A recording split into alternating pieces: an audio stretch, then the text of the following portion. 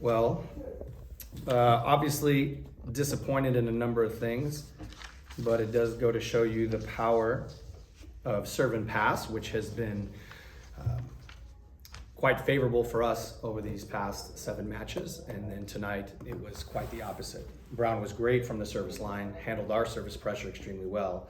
And then that doesn't even consider the fact that we missed 21 serves in 4 sets, which I don't think I've seen that for quite some time over the last 15, 20 years of doing this.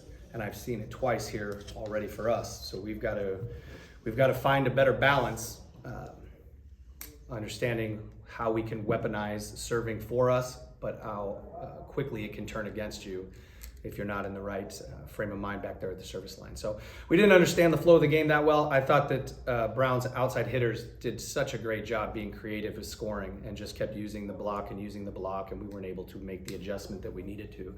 So credit to them. They played an exceptional game. I thought they played extremely smart, made some really good decisions out there tactically, and I just thought we were on our heels most of that match. Tell me about the challenge of trying to reverse that outcome, or like the challenge call to try and reverse the outcome in set 2.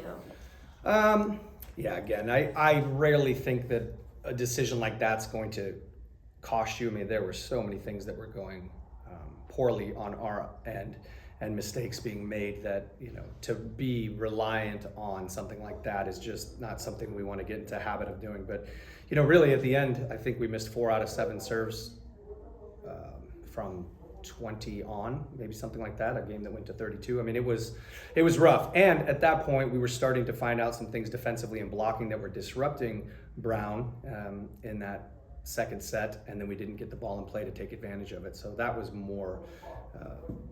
that was the bigger issue than any one challenge. You had Ava struggling offensively there in the beginning. What were you seeing with her over the course of the match? Because she was able to kind of get going in the middle portion there. Yeah, I think she just has to understand that she's going to be put in some really tough situations. I mean, outside hitters, you are an outlet hitter. You're the cleanup crew, and sometimes you're going to get a lot of junk, and you got to get creative and find ways to score, or at the very least, hopefully, take the other team out of system. And I think sometimes we need her to be a little bit more aggressive in those spots, understanding she's also probably going to make some mistakes. But you could see she worked herself into a nice rhythm. I thought she did a really good job. The serving for her was a huge impact last night, and here tonight it was a struggle. So for everybody, what we're looking for is a level of consistency across the board. There couldn't be a different example of 2 different teams, right, from last night and the way that we played in today. And that is where our attention needs to go, to make sure that we're more consistent over time. Now, obviously, you wanted to be 8-1 going into playing Baylor on I'd like Tuesday. to be 9-0. Yeah.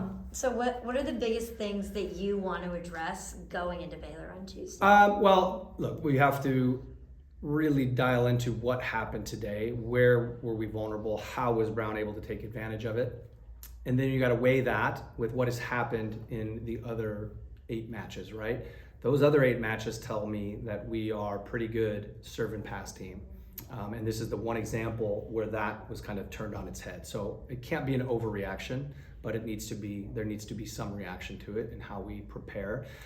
And then, again, I think the block and defense is going to be way more significant when you're playing teams with the physicality of a Baylor. And so we weren't very organized tonight. So that's going to have to quickly get fixed and cleaned up. Coach, you had that libero switch there after the first set. Just what were you seeing from that in the back row there? Yeah, it was more of a serve receive thing. We needed to clean up serve receive. I thought Lexi did a really good job of doing exactly that. I haven't had a chance to really drill down into the numbers, except for the last run at the end of set 4. She was passing the ball well. I don't think that we're getting the defensive output that we would need from that position tonight. That is a situation that we also have to look at, right? How do we best influence the match out of the libero jersey? But Sophia will be fine. She's been really good, and it was just a tough day in the serve receive early on, and so we had to make a switch and see if that was going to make some positive changes for us. How do you adjust for such a strong outside presence that Brown had? Yeah, it's a very different prototype than what we've seen. That it was more crafty. and smart and using some of our physicality against us. So I just love seeing pin hitters that play the game that way, and that they did and they made great decisions. So it can be challenging. We were having discussions about it as the match was unfolding, and we weren't able to make the adjustment, and that's the frustrating part. And we've got to do better as coaches to maybe consider some other alternatives that might have shifted things in our favor there quicker. Your team did fend off the sweep by getting set 3, like responded after that extended second to win the third. Like, what did you see between those two sets? I mean, that was the only set we played defense, right? I mean, for Brown to hit, what did they hit over there? Collectively over 320 and hit 400 in a couple of those sets. I just thought that was the first time we were impacting them on the defensive end and with our block. So, you know, I thought that would carry over as we found the rhythm, but those two outsides just continued to find ways to score after that set. What do you learn, or what do you hope the team learns from something like this? Well, I hope it has nothing to do with the fact that we thought, well, this is the easy game, right? I don't think that's the case, but I always have to be, and we always have to be concerned, right? Every single match demands the same attention to detail in preparation and so on. But this is the third match in 3 days, and you've got Baylor right around the corner. I hope it's not a matter of lack of focus. And so, because anybody, the way the game is played these days, anybody has a chance. And I thought Brown just capitalized on every opportunity they had. So what do we need to take away with it is, look, we need to find some point scoring, and we need to find some people that are going to influence us on the defensive end a little bit more than we saw today. You did have a quick turnaround time coming into this game. Like looking back, what do you think how that went, and how do you kind of avoid have that? Because you have another day before Baylor. Yeah, I mean, it's easy to look at the result and think it's that. I think it's more complicated than just the turnaround. I thought physically our players looked pretty fresh, so there was nothing that was glaring from that standpoint.